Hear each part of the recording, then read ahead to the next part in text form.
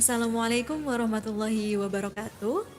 Selamat sore dan salam sejahtera bagi kita semua. Selamat datang Sobat Pojok sekalian pada podcast and Jokes episode 6, ruang diskusi inspiratif yang menghadirkan berbagai topik menarik seputar ilmu pengetahuan, pendidikan, dan isu-isu aktual. Sobat Pojok, saat ini dunia medis sedang bertransformasi dengan sangat masif, di mana kita mulai beralih dari pendekatan pengobatan yang bersifat umum menuju pendekatan yang lebih personal, dengan mempertimbangkan karakteristik unik dari setiap individu, mulai dari gaya hidup, lingkungan, hingga informasi genetik. Inilah yang dikenal sebagai precision medicine. Nah, di episode kali ini kita akan membahas bagaimana kolaborasi antara statistika, artificial intelligence, dan bioinformatika di balik masa depan dunia medis. Dan hari ini kita sudah bersama dengan narasumber yang luar biasa, Bapak Gangga Anuraga SSI MSI PhD. Bapak selamat sore, apa Ya, kabar? selamat sore Bu Hani. Iya. Ya. Baik Bapak, sebelum kita membahas lebih lanjut tentang tema kita hari ini, mungkin bisa diperkenalkan dulu dirinya Pak. Mungkin ada Sobat Pojok yang masih belum kenal nih Pak. Oke, terima kasih Bu Hani. Assalamualaikum warahmatullahi wabarakatuh. Waalaikumsalam. Eh, Saat ini saya sebagai dosen statistika ya di Universitas PGRI Adibuana Surabaya. Saya dulu menempuh mulai S1, S2 di Statistika ITS, kemudian apa untuk S3-nya itu di bioinformatika atau biologi molekuler di Taipei Medical University Taiwan. Itu saya kira Bu Hani, jadi mungkin hari ini itu eh, topik yang memang banyak sudah digeluti mulai dari saya S3 kurang lebih seperti itu. Terima kasih Bu Hani. Ya, terima kasih Bapak atas perkenalan dirinya. Sobat Pojok, Bapak Gangga ini juga tidak kalah menarik ya dari narasumber kita minggu lalu atau 2 minggu yang lalu ya karena minggu lalu kita skip. Jadi kalau 2 minggu yang lalu kita bersama dengan Ibu Dekan, pada episode kali ini kita bersama dengan Bapak Kaprodi Statistika Universitas PGRI Adibuana Surabaya. Nah Bapak, tadi kan Bapak bercerita bahwa S1 dan S2-nya statistika ya Pak ya? Iya, ya Bu S1 Hani. statistika dan S2-nya statistika juga. Nah, bisa diceritakan Pak perjalanannya kenapa tiba-tiba bioinformatics Pak? Oke, sebenarnya kalau menekuni di bidang kesehatan itu sudah saya sudah bergabung dan menekuni itu dari S1 ya. Jadi S1 itu saya sudah masuk di lab lingkungan kesehatan. Di sana memang banyak atau berkecimpung juga penelitian-penelitian tapi lebih pada public health atau kesehatan masyarakat. S2 pun saya juga masih lanjut ya di lab yang sama. Kebetulan memang pembimbingnya dulu juga ketua lab linkes di TS itu yang saat ini sudah berbesar juga Prof. Bambang Wijanarko ya. Jadi saya memang lebih banyak bersinggungan dengan data-data kesehatan awalnya.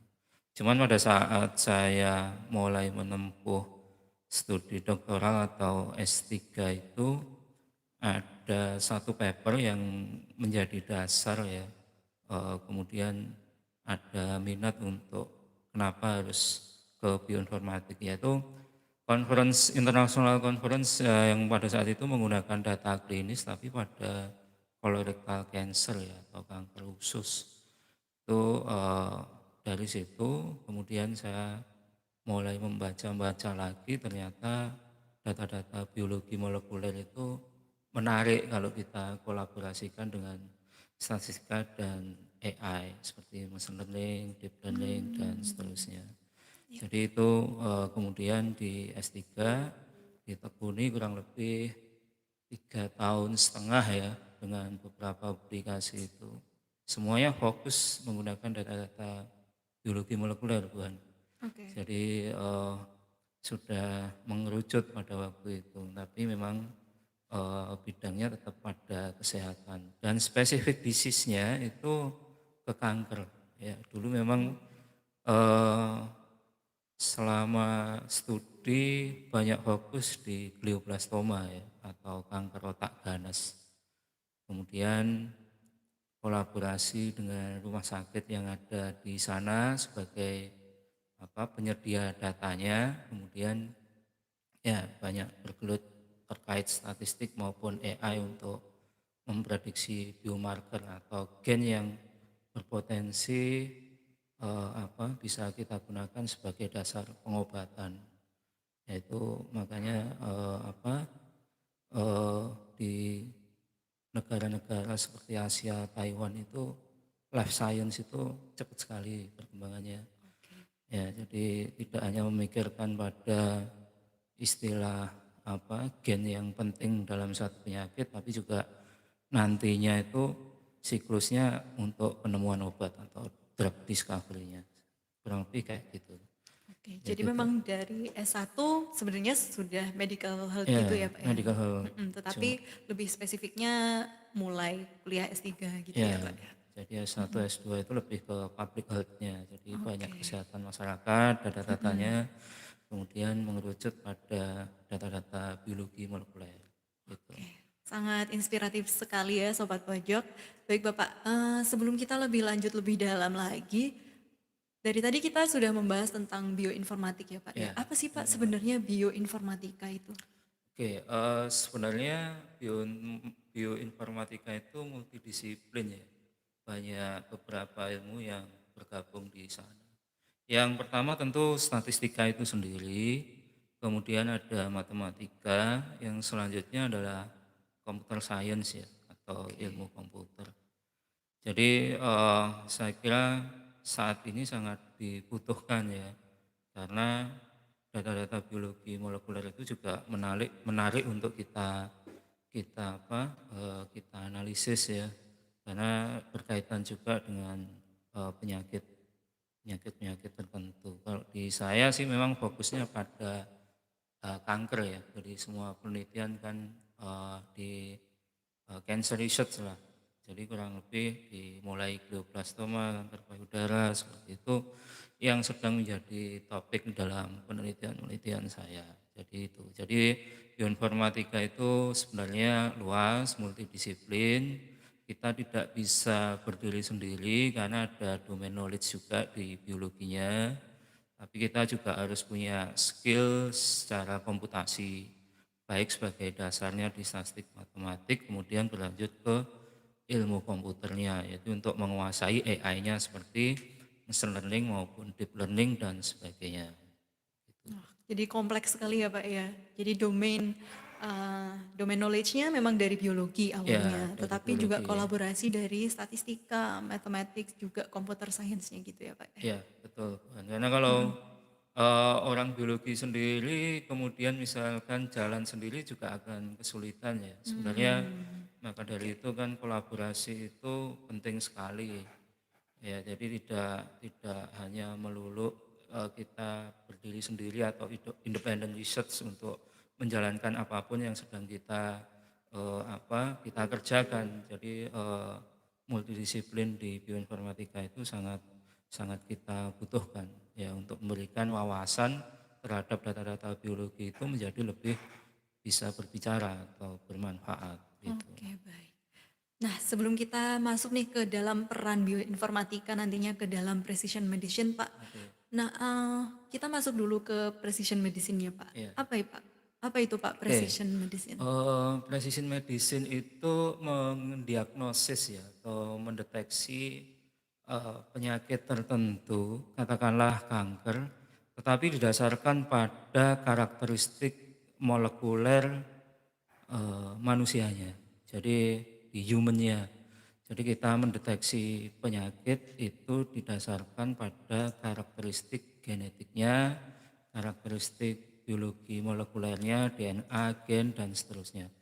Jadi pokoknya intinya bahwa precision medicine itu mendiagnosis berdasarkan pada genetik atau biologi molekulernya. Jadi kalau dulu mungkin eh, di dokter mungkin ya sebelum kita banyak mengenal terkait precision medicine mungkin seperti contoh di kanker payudara mungkin diagnosisnya dari patologi dilihat rongsen seperti itu, ada benjolan berapa besar seperti itu. Ya itu kan belum belum mendiagnosis pada tingkat yang unik pada human-nya atau manusianya itu sendiri. Oke. Jadi kita melihat spesifik karakteristik dari genetika atau DNA atau proses biologi molekuler yang ada di human disease-nya itu. Katakanlah manusia dengan kanker payudara, manusia dengan kanker glioblastoma ya kayak gitu. Jadi itu yang dikatakan sebagai precision medicine. Jadi personalized medicine atau pengobatan yang terpersonalisasi berdasarkan pada karakteristik genetik atau DNA-nya. Itu kata kuncinya di precision medicine itu. Oke. Jadi memang perbedaannya sendiri dari pengobatan konvensional itu Mm. dalam personalisasinya ya Pak ya, dari genetiknya, DNA-nya begitu Pak? Iya, dari situ. Karena kita setiap manusia memiliki karakteristik yang unik-unik ya, Oke. baik di DNA, genetik kita. Ya, jadi nanti proses biologinya akan molekuler itu akan berjalan seperti apa itu tentu juga akan berbeda-beda gitu. Jadi itu yang Oke. dikatakan sebagai precision medicine. Oke, baik. Nah, kalau kita bicara lebih dalam nih Pak tentang precision medicine ini, kira-kira data apa sih Pak yang sebenarnya digunakan nantinya? Oke, jadi istilah precision medicine tadi memiliki kata kunci genomik ya. Oke. Jadi data-data genomik itu yang akan kita pakai, akan kita explore untuk menemukan signature atau biomarker istilahnya seperti itu. Di mana nanti biomarker itu menjadi apa? Menjadi temuan yang penting pada kasus penyakit tertentu dilanjutkan pada penemuan obat atau drug discovery-nya. Jadi di sana itu yang menjadi kata kunci adalah genomik. Nah, data genomik itu banyak tipenya. Oke. Ada yang transkriptomik, ada yang proteomik gitu. Dan apa data genomik sendiri itu ada yang kita bisa pakai salah satunya adalah SNP atau single nucleotide protein. Itu juga menggambarkan karakteristik pada genetik pada diri kita sendiri gitu. Oke. Copy number variation atau apa perubahan mutasi dalam setiap gen yang terkuantifikasi itu juga menggambarkan karakteristik yang unik pada diri kita sendiri. Selain itu ada juga RNA sequencing ya, RNA sequencing. Jadi ini kalau RNA sequencing itu berkaitan dengan ekspresi gen ya. Jadi setiap human atau manusia diri kita sendiri dengan bawaan DNA dan genetiknya itu terekspresi nilai-nilai gennya. Jadi sekarang ada istilah teknologi itu namanya NGS atau Next Generation Sequencing. Jadi sebenarnya pola mengambil datanya itu dari suatu organoid dalam suatu kanker gitu, katakanlah payudara, itu kita ambil, kita masukkan pada NGS ya, atau mesin yang dikatakan sebagai next generation sequencing itu, mereka yang akan mengekstraksi nanti menjadi kuantifikasi berupa ekspresi gen. Nah, ekspresi gen di dalam RNA sequencing itu dibedakan lagi. Ada yang namanya adalah bulk RNA sequencing. Itu setiap gen itu memiliki nilai ekspresi average rata-rata. Jadi dulu kalau kita belajar statistik dalam satu kabupaten kota tercermin nilai IPM katakanlah 90%. Nah, itu Oke. kan tidak menggambarkan karakteristik individunya. Betul. Nah, itu kalau di istilah tipe data RNA sequencing namanya adalah bulk RNA sequencing. Oke. Nah, yang satunya itu adalah namanya adalah single RNA sequencing, itu single cell. Jadi dari organoid yang masuk ke mesin NGS atau next generation sequencing itu datanya akan terkuantifikasi berupa ekspresi gen tetapi tiap sel. Jadi lebih kecil lagi Oke, dari untuk bulk tadi dari terus bulk jadi kemudian menjadi single ya. single cell. Jadi itu secara teknologi terpisah ya. Jadi kemajuan teknologi sequencing itu sudah sampai ke single cell RNA sequencing. Jadi di single cell RNA sequencing itu ekspresi gen itu terkuantifikasi pada sel-selnya. Tapi kalau di bulk RNA sequencing itu datanya terkuantifikasi nilai rata-ratanya. Jadi kurang lebih seperti itu. I Dan itu see. kita bisa manfaatkan untuk melakukan prediktif biomarker, klasifikasi suatu penyakit berdasarkan pada biomarker. Nah itu inputannya adalah data-data sequencing tadi itu. Nah itu Oke, oke. data transkriptomik berupa RNA sequencing, masuk wilayah ke transkriptomik. Namun di data transkriptomik itu juga ada yang namanya adalah data metilasi. Nah, data metilasi itu biasanya kalau disimbolkan di biologi itu dia punya istilah CpG site, itu terletak pada proses urutan sequencingnya. Itu juga menggambarkan kondisi unik genetik yang ada di dalam tubuh kita. Gitu. Selain itu ada yang namanya micro RNA sequencing Oh, atau Mirna kayak gitu.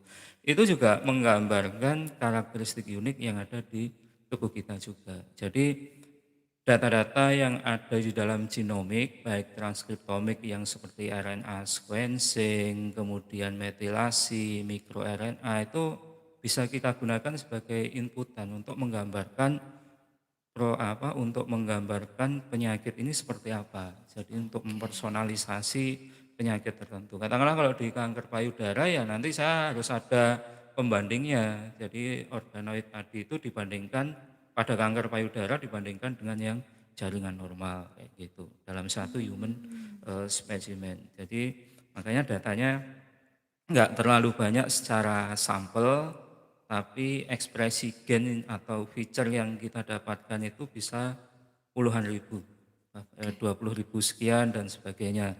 Itu tergambar atau tercermin di dalam gen-gennya, simbol-simbol nama-nama gennya itu. Gitu kan. Jadi banyak sekali ya, Pak ya. Jadi Banyak sekali, mm-mm. datanya banyak sekali. Jadi misal ya contoh beberapa penelitian sebelumnya saya masih mengeksplorasi terkait RNA sequencing dan itu Oke. masih ke bulk RNA sequencing, bukan belum masuk ke Ke single cell singlenya. RNA Oh, sequencing. oke. Dari single cell RNA sequencing nanti teknologi sequencing itu sudah berkembang juga menggambarkan organoid atau jaringan pada kanker. Kemudian outputnya adalah image. Hmm, Jadi oke. nanti kalau seperti itu pendekatannya adalah spasial transkriptomik. Jadi kita Oke. melihat pola sebaran gen-gen itu secara visualisasi pada data image yang terconvert dari jaringan atau organoid penyakit Jadi tertentu tadi. inputnya pixel, Bapak. Inputnya pixel, betul. Oke, oke. Jadi inputnya pixel, kemudian kita ekstraksi ya. Kalau sederhana di kita di statistik kan pasti mengenal istilah SVD atau singular value Hmm, decomposition gitu ya. untuk memperoleh informasi koordinat Oke. data itu. Nah, koordinat Oke. itu tapi itu adalah titik-titik yang menggambarkan pola sebaran dari ekspresi gennya. Ya itu yang ada beberapa ya, penelitian yang seperti itu untuk menggambarkan pengelompokan ya, pengelompokan ekspresi gen pada penyakit kanker katakanlah seperti itu. Oke. Jadi memang data-data tadi seperti omics ya, Pak ya. Data Baik omics itu namanya. genomik, transkriptomik, Mm-mm, proteomik itu memang sangat membantu ya Pak ya dalam memahami suatu penyakit. Dalam ya, hal ini cancer ya Pak ya, secara personal. cancer. Kebetulan karena riset saya banyak di kanker ya, jadi sebenarnya tidak melulu di kanker ya. Kalau kita Oke. bicara diabetes, tuberkulosis pun juga bisa jika kita berpikir Hmm, terkait personalisasi pengobatan oke. atau personalized medicine itu tadi, yaitu melihat apa konteksnya ya kita lihat dari data-data molekuler Oke. gitu. Jadi sifatnya berangkat dari non klinisnya atau data-data yang sifatnya lebih ke molekuler karakteristik dari humannya gitu. Oke, oke. Nah, karena datanya tadi sangat spesifik ya Pak ya. Hmm. Untuk ketersediaannya sendiri gimana Pak? Nah, Kalau ketersediaannya itu kita masih memanfaatkan banyak data publik ya, seperti di Oh, oke. database, banyak database seperti TCGA itu kita bisa akses secara gratis. Kemudian NCBI untuk mencari data-data microarray itu kita juga bisa akses. Cuman kelemahannya itu mungkin ya karena di Indonesia itu repositori data genomik ini kan belum sepenuhnya jadi ya. Cuman Mmm, memang Kemenkes atau Kementerian Kesehatan itu sudah mulai membangun ya repositori data genomik untuk human lokal ya, ya seperti kita.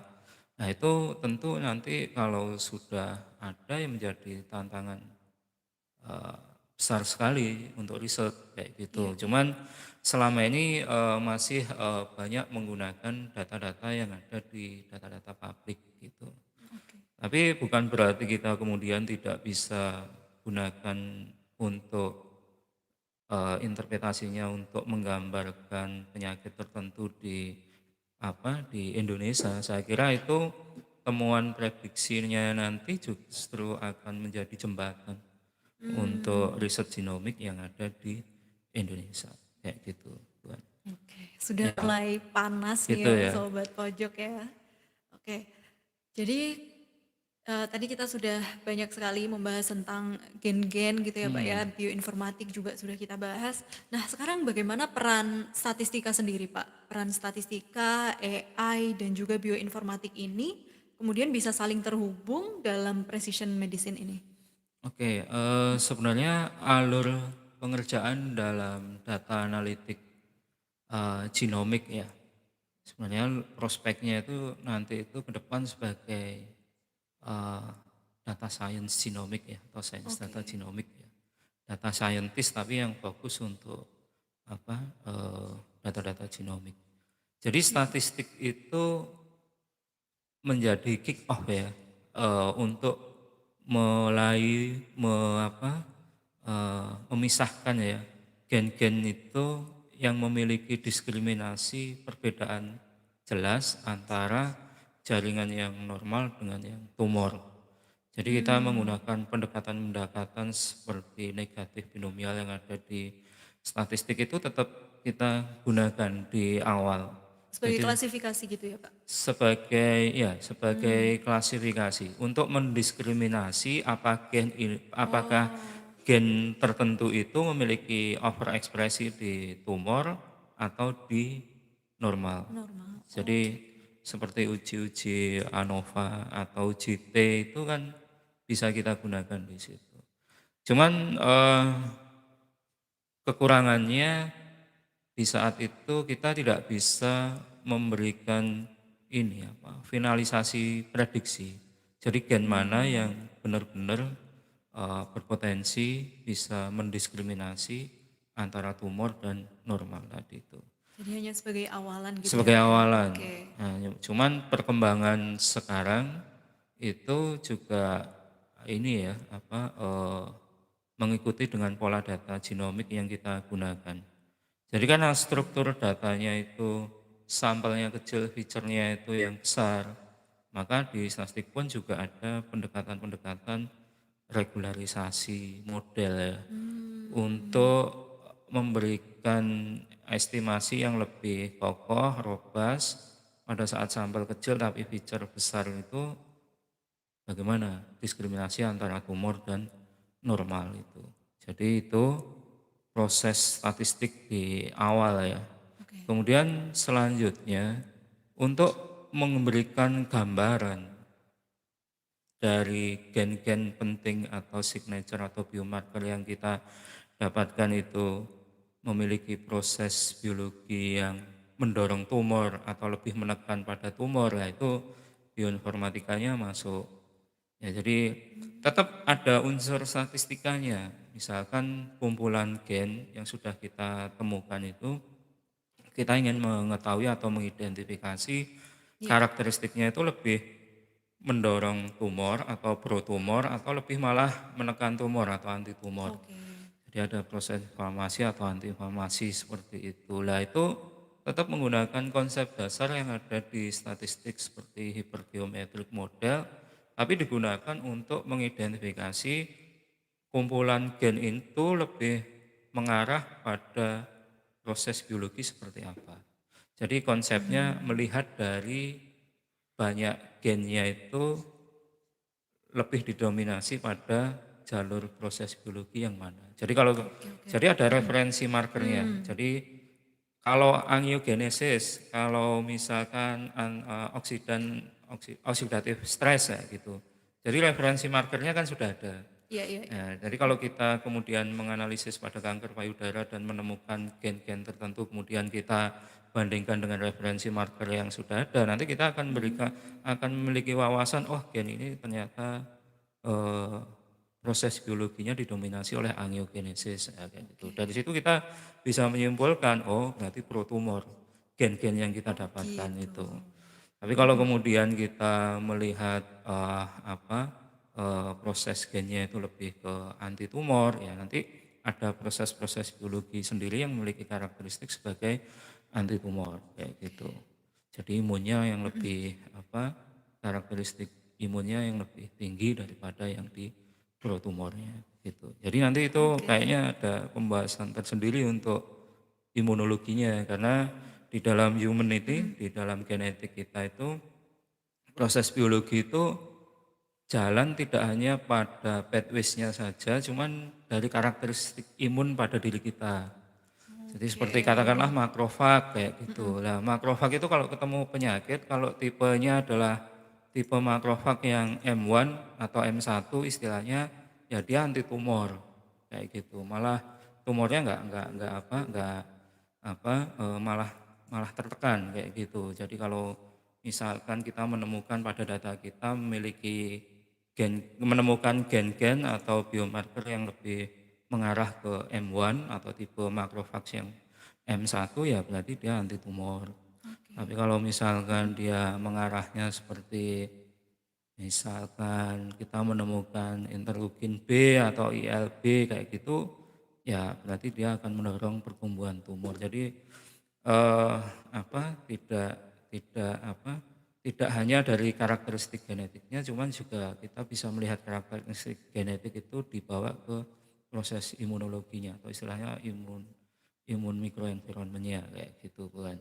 Oke, Nah, baik. dari situ juga berkembang kalau bioinformatik pembahasannya dari proses biologinya, AI-nya tentu memberikan aspek prediksi yang lebih baik ke biomarkernya. Saya kira itu. Oke, Pak. Jadi runtunnya seperti itu. Mm-mm, mm-mm. Statistik, ada bioinformatik, baru memberikan akurasi prediksinya kita mainnya di AI. Seperti Oke. machine learning dan deep learning-nya kayak gitu. Oke, nah peran AI sendiri nih Pak untuk masuk ke deep learning-nya mungkin seperti Ya, apa Pak? kalau kita sudah mendapatkan spesifik gen ya, misalkan katakanlah sudah mulai mengerucut. Nah, tipe data yang ada di dalam genomik itu kita bisa melihat dari phenotype-nya. Kalau misalkan kita hanya punya data normal dan tumor, maka kita menggunakan proses klasifikasi seperti machine learning dan deep learning ya untuk mendekati atau untuk ingin mencari important variabel dalam hal ini adalah gen-gennya kayak gitu. Cuman kalau tipe data di dalam genomik itu biasanya ada survivalnya. Jadi dia juga punya time waktu live death itu dia mulai meninggal di rentang waktu berapa itu juga ada ya. Kita bisa menggunakan pendekatan AI juga, machine learning, tapi konteksnya yang untuk data-data survival kayak gitu. Oke, Jadi prediktif ya, ya ya Pak ya. untuk klasifikasinya ya itu prediktif sehingga stratifikasi prognosisnya itu di satu gen itu bisa kita identifikasi Oke. rendah atau tinggi kayak gitu. Nah saya penasaran nih Pak, dulu bagaimana Pak Bapak bisa menyesuaikan, maksudnya belajarnya tuh gimana Pak dari statistika awalnya terus kemudian bisa mendalami bioinformatika ini? Ya sebenarnya kuncinya juga di case-nya ya. Oh, Jadi oke. pemahaman terkait molekuler itu memang saya nggak begitu banyak paham, cuman karena kita juga belajar dari beberapa artikel ya, banyak membaca di artikel, akhirnya ya mendapatkan sedikit banyak terkait misalkan tumor microenvironment dan imun microenvironment tadi, Mhm. seperti itu. Jadi di dalam tubuh kita, kalau kita bicara konteks tumor microenvironment, itu kita bisa mengkorelasikan kelompok-kelompok atau klaster-klaster, katakanlah klaster yang sudah teridentifikasi sebagai tumor, apakah berkorelasi dengan klaster imunnya. Nah, Oke. kayak gitu. Tadi saya Mhm ambil contoh sedikit makrofag. Sebenarnya tidak hanya mhm. makrofag, neutrofil juga, neutrofil itu juga berperan juga. Ada yang berperan sebagai pertumbuhan di tumor, ada juga yang di anti tumor. Jadi memang Oke. setiap setiap semester ya, Mhm dulu pengalaman sekolah kita harus presentasi di beberapa dosen gitu, seperti seminar lah gitu. mhm mhm. Ya mau nggak mau sedikit banyak kemudian membaca konsep tumor microenvironment Oke. dan imun microenvironment, yaitu untuk lebih memberikan gambaran atau wawasan bagaimana mengidentifikasi signature biomarker yang ternyata ada imun relatednya juga Mhm kayak gitu. mhm. Itu saya kira itu lumayan banyak itu di apa Oke. di biologi molekulernya Mhm mhm. gitu. Jadi saya kira cukup untuk apa memberikan wawasan dasar ya Mhm. untuk memberikan apa untuk riset ke depan kayak gitu. Oke. Luar biasa sekali ya teman-teman sobat Gitu. pojok. Kita boleh minum dulu nggak Pak? Break sebentar gitu. Oke oke.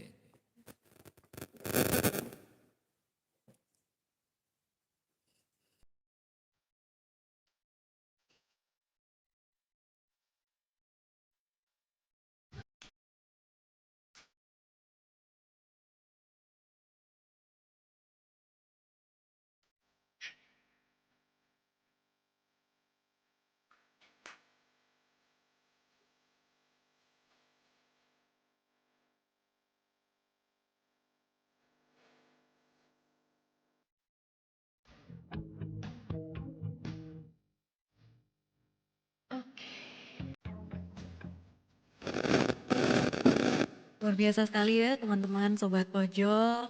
Perjalanan Bapak Gangga narasumber kita ini. Selanjutnya saya lanjut lagi nih Pak. Terkait dengan bagaimana Pak bioinformatika ini dapat membantu menemukan biomarker untuk diagnosis, prognosis atau terapi. Oke, jadi seperti yang saya sampaikan sebelumnya, dalam proses bioinformatika itu kita bisa mengidentifikasi lebih detail proses biologinya ya. Oke. Jadi kalau kita kemudian sudah menggunakan beberapa metode seperti statistik dan AI untuk menemukan apa kandidat biomarkernya, itu ya kita perlu untuk mengidentifikasi lebih dalam secara biologinya juga. Jadi nanti gen itu didominasi untuk memiliki karakteristik yang lebih mendorong untuk pertumbuhan tumor atau anti tumor. Jadi kata kuncinya itu saja dalam bioinformatik yang mendorong atau istilah mendorong pertumbuhan tumor atau anti tumor itu ada istilahnya namanya dalam kedokteran atau di biologi itu adalah onkogenik. Jadi nanti gen-gen yang kita temukan di dalam proses analisis seperti statistik maupun AI itu kita identifikasi secara bioinformatika menggunakan referensi marker yang sudah ada. Nah, nanti kita membandingkan antara jaringan tumor dan normal itu ekspresinya seperti apa. Jadi kalau gen itu teridentifikasi lebih tinggi di tumor dibandingkan dengan normal, yaitu potensi untuk kita gunakan karena dia lebih apa lebih lebih untuk memberikan pada pertumbuhan tumornya itu istilahnya adalah gen-gen yang onkogenik ya. Oke. Itu yang pertama. Biasanya kita di dalam penelitian itu lebih senang untuk mencari gen-gen atau biomarker yang lebih condong mengarah pada pertumbuhan tumor. Oke. Karena riset selanjutnya itu akan dilanjutkan pada obat apa sih yang cocok untuk Oh menekan, gitu. apa, pertumbuhan tumor itu. Jadi sebenarnya kalau, kita menemukan menemukan, marker ya atau signature gen yang penting tadi itu sebenarnya ada tahapan validasi melalui lab, katakanlah seperti cell culture. Jadi kita tempatkan jaringan, kanker atau tumor kemudian kita, tambahkan gen atau biomarkernya kalau mereka ternyata tumornya tumbuh lebih cepat ya itu sebenarnya ada bagian untuk memvalidasi. Cuman, kalau kita bicara konteks dry lab-nya ya biasanya kita menggunakan data kalibrasi referensi gen yang sudah ada secara publik itu untuk mengidentifikasi dia lebih pro tumor atau anti tumor. Yang kedua itu kemudian kita memvalidasi gen tersebut tetap menggunakan beberapa referensi marker atau database, tapi untuk melihat stratifikasi prognosisnya. Jadi gen yang rendah kita kita di anu ya, kita divide ya, kita bagi dalam satu ekspresi gen itu misalkan kita bagi rendah sama tinggi berdasarkan mediannya ya. Kemudian kita, menggunakan analisis statistik seperti Kaplan-Meier itu untuk melihat stratifikasinya terhadap proses survival-nya. Itu yang, penting ya, dua hal yang penting untuk mengidentifikasi apa gen itu menjadi promising untuk kita jadikan sebagai apa, kandidat. Nanti kalau misalkan ekspresi gennya itu ternyata memiliki survival time yang rendah itu memiliki survival time yang lebih tinggi daripada yang ekspresi tinggi lah itu, ya itu kita bisa bicara yang namanya adalah early detection atau Mmm, diagnosis berdasarkan pada biomarker tadi itu. oke. Oh ternyata ekspresi gen yang rendah, yang Mhm. notabene dia sifatnya juga onkogenik, itu ternyata memiliki memiliki survival time yang lebih panjang atau lebih lama kayak gitu. Yaitu dua hal yang penting untuk menjadi yang bisa kita gunakan sebagai guiding apakah signature atau biomarker itu penting, kayak gitu. Tidak terasa nih Pak, sudah Gimana Gimana? 45 menit nih Iya, kita berbincang-bincang, tapi saya masih penasaran nih Pak, apa mhm, sih tantangan terbesar Pak kira-kira? Tadi kan sudah dijelaskan ya bahwa datanya itu bisa fiturnya sangat besar gitu ya Pak ya, bisa mhm. puluhan ribu gitu. Tantangannya apa sih Pak untuk mengolah data yang besar, kompleks dan berdimensi tinggi ini? Oke, kalau dari kesediaan data memang kalau secara lokal repositori belum ada ya, tapi kalau Oke, secara metode tantangannya adalah untuk menemukan biomarker yang robust oke. gitu. Jadi sejauh ini kan, yang banyak digunakan adalah metode-metode regularisasi ya, Mhm, mhm. regularisasi atau kita melakukan pembobot pada, model-model atau metode-metode yang ada di high dimensional. Jadi seperti lasso, elastic net, kemudian ada beberapa metode yang lain itu. Jadi tantangan untuk mencari biomarker yang robust. Ada lagi selanjutnya adalah data-data yang bersifat sparse matrix. Oke. Yang Jadi banyak nolnya itu ya iya Pak ya? banyak Mhm, nol mhm. ya. Jadi pada saat jaringan organoid masuk ke teknologi sequencing, bisa jadi yang terkuantifikasi untuk ekspresi gen tertentu itu ada yang punya nilai, ada yang tidak ada nilai. Nah, mhm, Nah mhm. itu dimensinya yang secara sampel sedikit, tapi fiturnya banyak. Nah Oke. itu sparse matrix itu juga jadi tantangan secara prediksi ya sebelum kita masuk ke AI, saya kira itu. Karena ya sebenarnya kita mengkombinasikan antara statistik dan AI seperti machine learning dan deep learning, tapi kita ingin memperlakukan data kita itu secara metodologi statistik terlebih dahulu kayak gitu karena, di statistik kan melibatkan proses estimasi yang saya kira akan lebih memberikan pendekatan yang berbeda daripada yang di AI seperti machine learning maupun deep learning yang lebih condong untuk data-data yang, sifatnya besar kayak gitu kan, nonlinear kayak gitu. Jadi proses pre-processing itu feature selection-nya itu ada di beberapa metode-metode statistiknya tadi itu. Oke. Itu kan. Seperti ya sebenarnya masih banyak sekali yang ingin saya tanyakan, tapi karena waktu kita terbatas nih Pak, Oke. one last question nih, Oke. last but not least ya. Apa Pak pesan-pesan yang ingin Bapak sampaikan kepada mahasiswa kita mungkin di statistika dan juga secara umum mahasiswa di Adibuana ini, terus kemudian Ya. peneliti muda dan juga mungkin calon-calon mahasiswa nih Pak yang ingin masuk ke statistika atau data science gitu Pak. Oke, saya kira fokus saja ya terhadap yang sudah kalian bangun ya selama menjadi mahasiswa. Jadi kalau misalkan eh, mahasiswa-mahasiswa statistik ya tekuni saja beberapa metode-metode yang memang model-model yang memang kalian sukai ya. Kemudian bidang minatnya apapun sebenarnya statistik bisa menyelesaikan banyak hal. Cuman kadang-kadang itu eh, passion di dalam satu kasus itu juga apa, mempengaruhi ya. Seperti saya sebenarnya tidak terlalu suka di data-data sosial, makanya banyak hal-hal yang menarik yang ingin saya eksplorasi di data-data kesehatan. Selanjutnya open minded ya, jadi perlu berpikir bahwa kita bisa menyelesaikan banyak hal itu bukan dari diri kita sendiri ya. Jadi saya kira kolaborasi itu menjadi hal yang penting untuk pertumbuhan riset kita ya. Jadi implementasi untuk menjawab tantangan permasalahan yang banyak misalkan di kesehatan itu jangan dipikirkan dari sudut pandang yang terlalu sempit dari ilmu kita sendiri saja.